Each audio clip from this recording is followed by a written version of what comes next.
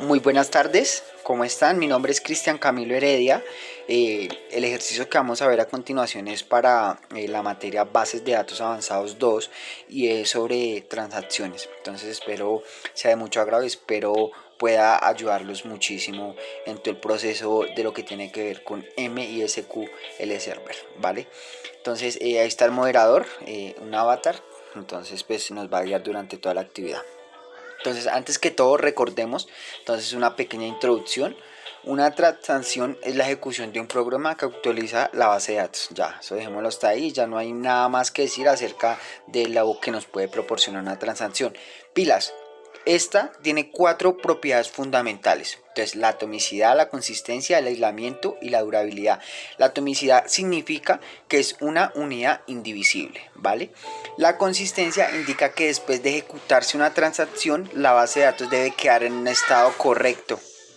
Si sucede un error antes de terminar la transacción, se debe regresar al sistema al mismo estado en que se encontraba antes de comenzar dicha transacción. Ya vamos a ver unos comandos más adelante y les explicaré un poco más de lo que podría ser una consistencia. Y el tercer componente es el aislamiento. Esta propiedad indica que el comportamiento de una transacción no se ve afectada por el hecho de que otras transacciones sean ejecutadas al mismo tiempo. ¿Ok?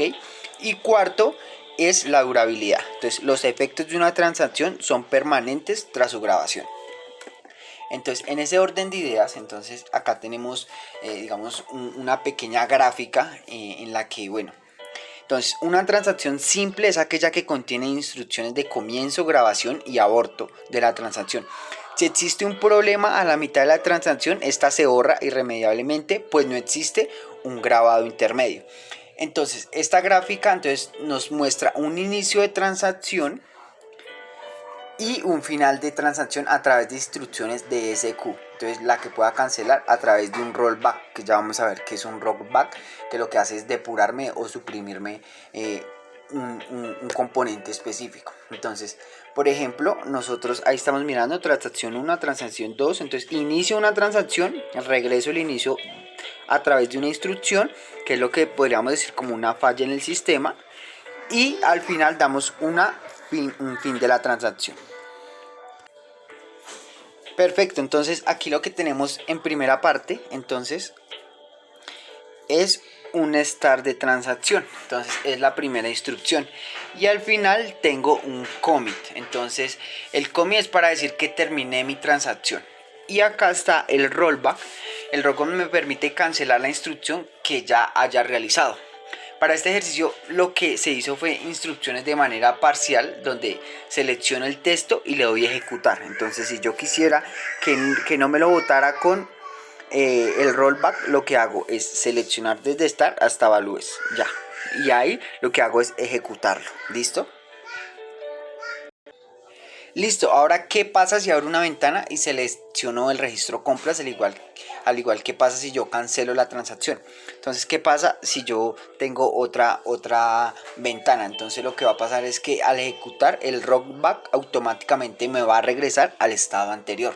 Entonces me va a suprimir lo que yo le seleccioné. Para este caso, entonces el rollback me va a seleccionar los datos que tengo acá en inventarios del número 3, que es lo que tengo acá, que son mis tablas. Entonces tengo una tabla de compras y otra de compras de detalle, ¿vale? Para que lo tengamos muy presente. El commit, solamente qué pasa si ejecuto solamente el commit. Mi tabla de ventas ya tiene un registro y retorna los valores suprimidos. Entonces el rollback, la instrucción que yo le di que suprimiera, me los va a devolver. Lo importante de las transacciones es que se deben manejar de una manera muy controlada, entonces pilas con esto. Como vimos en la teoría, una de las características de la transacción, o bueno, lo que podemos decir como el comando transacción, es el aislamiento. Entonces ese era uno de nuestras propiedades.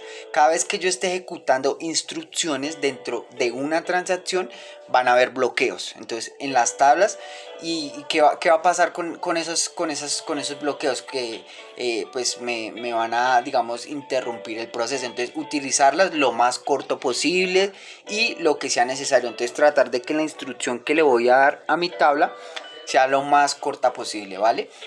Evitar utilizar instrucciones en las transacciones que lleven muchísimo tiempo. Entonces A ver, un ejemplo podríamos decir el acceso a un archivo o el acceso a una base de datos remota o externa.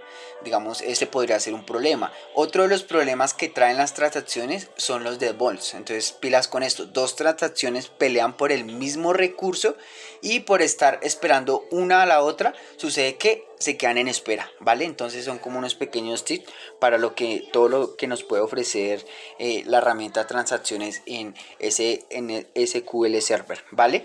Entonces, bueno, pues espero haya sido de mucho agrado y bueno, muchísimas gracias.